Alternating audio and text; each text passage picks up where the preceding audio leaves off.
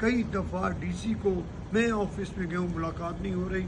میں گیا ہوں سی سی پی او کے پاس، ملاقات نہیں ہو رہی، اور سی سی پی او نے جب ملاقات کی ہے تو میلاد کے جلوس سے 3 دن پہلے، اور وہ بھی جتنے علماء و مشائخ ہیں ان کو کہتے ہیں جی مجھے جلدی ہے، کہیں اور میٹنگ میں جانا ہے، 2 منٹ میں اپنی بات بتائیں اور میں جا رہا ہوں۔ اب یہاں بھی حالات سیکورٹی کے بالکل نہ ہونے کے برابر تھے، اور اس حوالے سے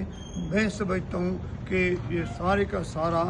جو ہمارے لوگوں کا خون ہے وہ حکومت پہ آتا ہے۔ یہ گورنمنٹ نے کیا ہے، گورنمنٹ نے جان بوجھ کے حالات کو اس طرح کیے ہوئے ہیں تاکہ ان کی حکومت جو نگران ہے اس کو لینتھی کیا جائے۔ ابھی میں نے خبروں میں سنا کہ آئی جی صاحب ڈروغ گوئی سے کام لے رہے تھے کہ جی وہاں جو بھی خودکش ہمراہ آ رہا تھا اس کو ہمارے پولیس کے ڈی ایس پی نے روکا، اور ان کے روکنے کی وجہ سے وہ بھی شہید ہو گیا اور لوگ جو ہیں ان کو نقصان ہوا۔ بالکل دروغ گوئی ہے، یہ موقع کے گواہ موجود ہیں، ادھر کوئی پولیس نہیں تھی۔ ہاں ڈی ایس پی ویسے گیا ہوگا تو ظاہر ہے آ کر وہ شامل ہوا ہوگا اسی قافلے میں۔ یہ کہہ رہے تھے کہ جب علماء پہنچے ہیں اور لوگ ان کو سے مل رہے تھے تو اچانک وہاں پر خودکش گیا ہے اور اس نے بلاسٹ کر دیا ہے۔ یہ دروغ گوئی سے کام نہیں چلے گا۔ حقیقت یہ ہے کہ میں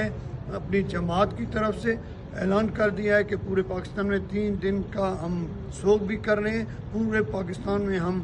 ریلیاں نکالیں گے اور پرامن احتجاج کریں گے۔ اس کے علاوہ پرسوں میں نے فوری طور اسلام آباد میں آل پارٹیز گرینڈ کانفرنس بلائی ہے، اس میں ہم جا کر پورے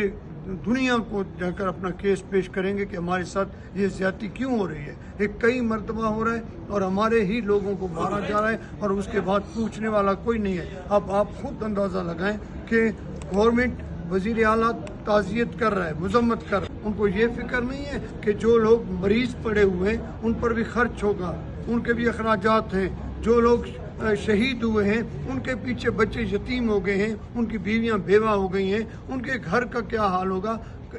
ایک بندے کی لاش اٹھائی گئی تو اس سے بغیر تسبیح کے اس کی جیب سے 1 روپیہ نہیں نکلا تھا۔ ان حالات میں لوگ شہید ہوئے اور ان کو کے لیے گورنمنٹ کو اتنا بھی حیا شرم نہیں آیا کہ گورنمنٹ اتنا اعلان کرتے کہ ہم ان کے لیے اتنا اعلان کر رہے ہیں کہ 20 لاکھ روپیہ کم از کم ایک شہید کے لیے اور 10 لاکھ زخمی کے لیے اعلان کرتی، تب بھی پتہ چلتا کہ یہ ہمیں انسان سمجھتے ہیں۔ اور جب ہمارا آئی جی صاحب جا رہے ہیں اپنے ڈی ایس پی کے